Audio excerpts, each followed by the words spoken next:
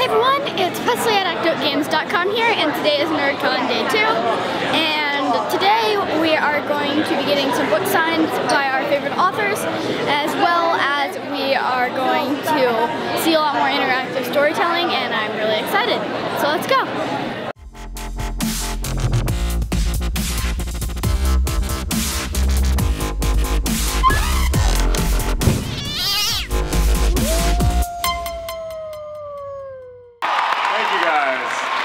Oh God. Oh my God.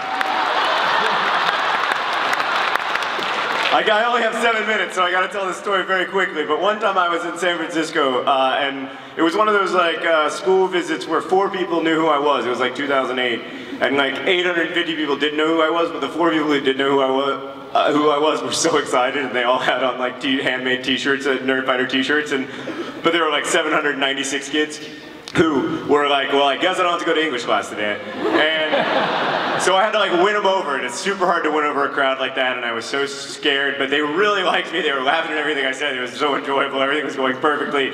And then at the end of my incredibly moving performance, I said, are there any questions? And like 800 hands shot up, and I was like, I am a genius. And I pointed at someone, and they said, Mr. Green, are you aware that your fly is down? And it wasn't just like, it wasn't down, it was like open.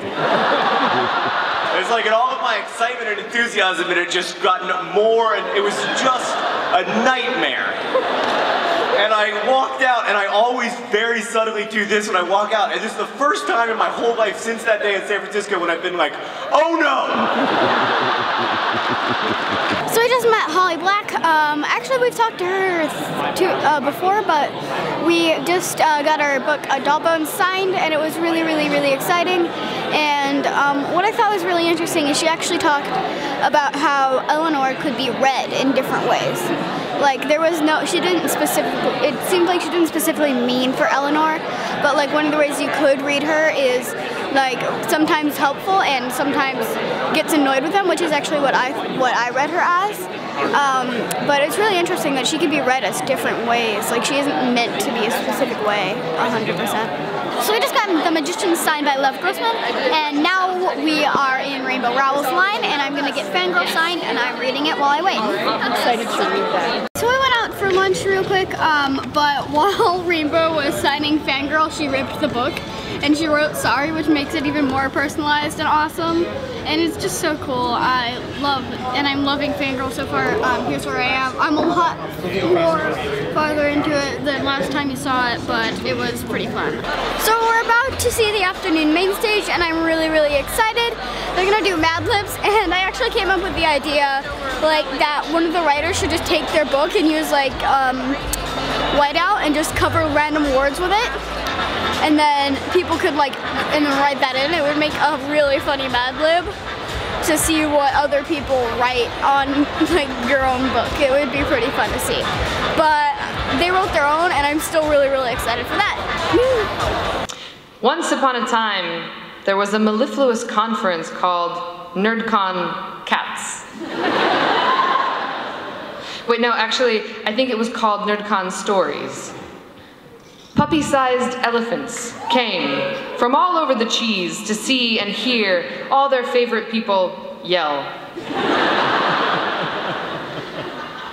With lugubrious musical performances and talks about ennui, NerdCon Stories had it all. Until one day, a silky orange showed up to ruin everyone's fun. It was up to the featured guests to team up to defeat the silky orange. The featured guests used their crepuscular storytelling powers to scale the silky orange. The conference was saved, and all of the viscous attendees could rejoice and celebrate with a meal of green pizza and water. Thanks for listening to this edition of NerdCon Stories Mad Libs, and don't forget to be pretentious.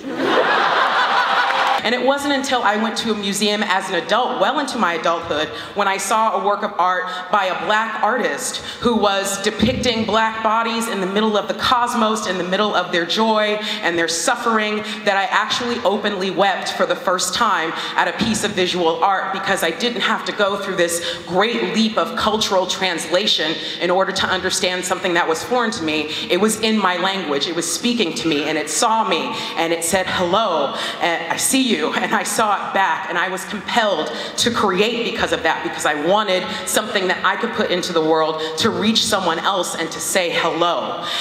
So bye bye every lady and guy, from beheadings and red weddings and white walkers and spies, assassins, dragon, fire and poison and wine. Wonder which'll be the way that I die. Which'll be the way that I die.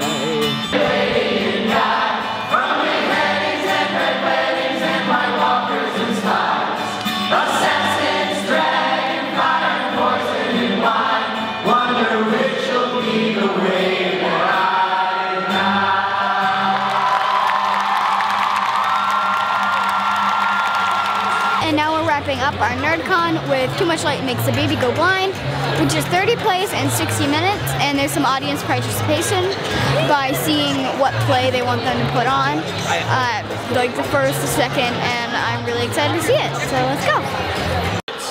Every single word spoken by a person of color in the blockbuster film adaptation of Into the Woods, curtain.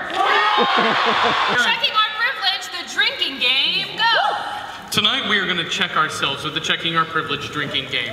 You in the audience who have the privilege of drinks can play along as well. If you have the privilege that we mentioned, drink. I am able-bodied. English is my first language.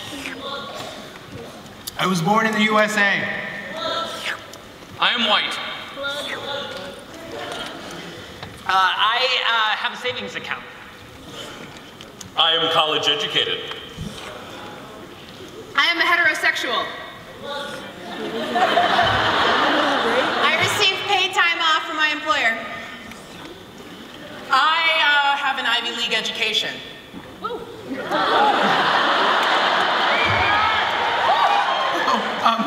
I have access to the internet. I can afford the health care that I need. I can afford the food that I need to eat. I identify as male. I have never been made to feel different because of my religious background. I regularly receive a paycheck.